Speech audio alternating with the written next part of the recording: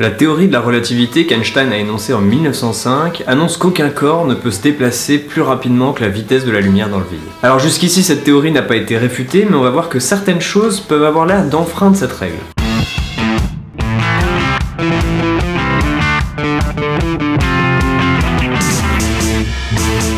Rien ne peut dépasser la vitesse de la lumière. C'est ce que beaucoup de monde pense, et pourtant formulée comme ça, cette phrase est fausse. Lorsque l'on dépasse la vitesse du son, il se produit une onde de choc. Et pour la lumière, c'est exactement pareil. Lorsqu'on dépasse sa vitesse, il y a un effet lumineux qu'on appelle l'effet Cherenkov.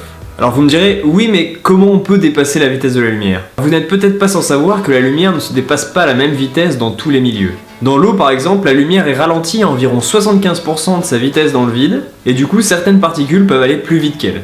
On peut d'ailleurs observer ce phénomène dans des centrales nucléaires. Les cœurs des réacteurs sont plongés dans des énormes quantités d'eau afin d'être refroidis. Et lorsqu'ils fonctionnent, ces réacteurs émettent des particules à une vitesse plus grande que celle de la lumière dans l'eau, et on observe alors que l'eau s'illumine et prend une teinte bleutée due à ce phénomène. Dans cet exemple, les particules en question vont plus vite que la lumière dans l'eau, mais c'est pas ce qu'Einstein disait. Lui, il disait qu'aucune particule ne pouvait aller plus vite que la vitesse de la lumière dans le vide. Et il parlait pas de cette pseudo-vitesse ralentie de mes deux. Alors la vitesse de la lumière dans le vide, c'est à peu près 1 milliard de km/h, et jusqu'à aujourd'hui, aucun corps n'a été observé allant plus vite que cette vitesse-là. Les vitesses les plus folles que l'homme a réussi à reproduire se passent dans des accélérateurs de particules.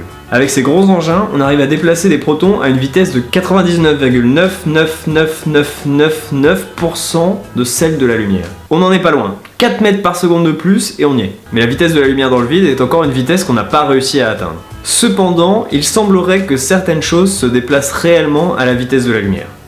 Bon, déjà la lumière, mais ça on s'en fout, mais également la gravité. Bon alors dit comme ça, on peut se dire what the fuck, la gravité qui se déplace? Pour faire simple, si en un claquement de doigts le soleil disparaissait d'un coup, les effets gravitationnels de cette disparition sur la Terre ne se feraient pas ressentir tout de suite, mais on mettrait environ 8 minutes pour s'en rendre compte, car justement les effets de la gravité vont à la vitesse de la lumière. En fait, toujours d'après Einstein, la gravité n'est pas une force, mais justement c'est une déformation de l'espace-temps. Faut en fait imaginer que l'espace est comme un matelas, et si on pose des choses lourdes dessus, il va se déformer. Si d'un coup vous retirez cet objet, l'effet ressenti ne sera pas instantané, il se propagera à la vitesse de la lumière. D'ailleurs on peut même parler des ondes gravitationnelles. Lorsque des objets massifs sont accélérés dans l'espace, ils émettent des ondes dites gravitationnelles. Elles se déplacent alors en perturbant l'espace-temps.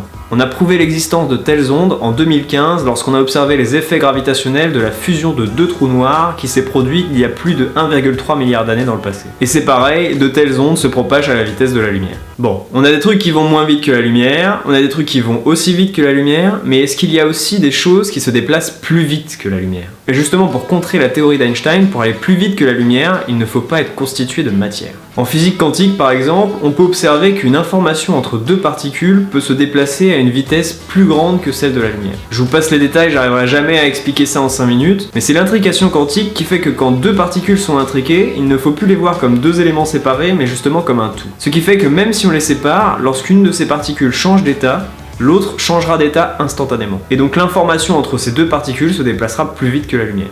Laissons cet exemple de l'infiniment petit de côté, et maintenant voyons un exemple de l'infiniment grand. On peut pas être en mouvement dans l'espace à une vitesse plus grande que celle de la lumière dans le vide, mais l'espace lui-même le peut. C'est d'ailleurs ce que beaucoup de scientifiques pensent qu'il s'est produit juste après le Big Bang. L'inflation cosmique qui a suivi le Big Bang s'est fait en une fraction de seconde pendant laquelle l'univers s'est étendu à une vitesse astronomique bien plus grande que celle de la vitesse de la lumière dans le vide. On n'a pas le droit de se déplacer plus vite que la lumière dans l'espace, mais l'espace lui peut s'étendre à la vitesse qu'il veut. C'est lui le patron. Vous avez peut-être déjà entendu parler des tachyons. Ce sont des particules hypothétiques qui se déplaceraient à une vitesse plus grande que celle de la lumière dans le vide. Comment pourrait-elle exister si justement on dit qu'aucune particule ne peut aller plus vite que cette vitesse? Eh bien si on formule justement ce que Einstein dit dans sa théorie, ce n'est pas que rien ne peut aller plus vite que la lumière dans le vide, mais justement qu'aucune particule ne peut dépasser cette limite. C'est-à-dire qu'une particule pourrait être plus rapide que la vitesse dans le vide si justement elle serait tout le temps plus rapide. Et ces particules qui seraient constamment plus rapides que la vitesse de la lumière dans le vide, on les appelle les tachyons. Alors on ne sait pas exactement si elles existent, les chercheurs continuent de chercher, mais on en entend parler souvent dans la culture populaire pour parler des voyages dans le temps. Car on imagine souvent que si nous voyagions plus vite que la lumière, on pourrait courber l'espace-temps et voyager dans le passé. Tu t'apprêtes à faire une vidéo sur les véganes, les gens ne sont pas prêts. Non, je comptais le faire la semaine prochaine justement. Ah, je suis en avance. Ok, je reviendrai. Si cette vidéo t'a plu, tu peux t'abonner à la chaîne car je vais bientôt sortir une vidéo bonus sur ce sujet, traitant de certains objets en fait très simples qui peuvent dépasser la vitesse de la lumière. On va voir ensemble que fait cette limite, c'est facile de la dépasser à partir du moment où on n'est pas un corps. Et je vous montrerai ça dans des exemples assez simples. Vous pouvez aussi commenter et liker la vidéo, et la partager évidemment autour de vous. Allez, salut!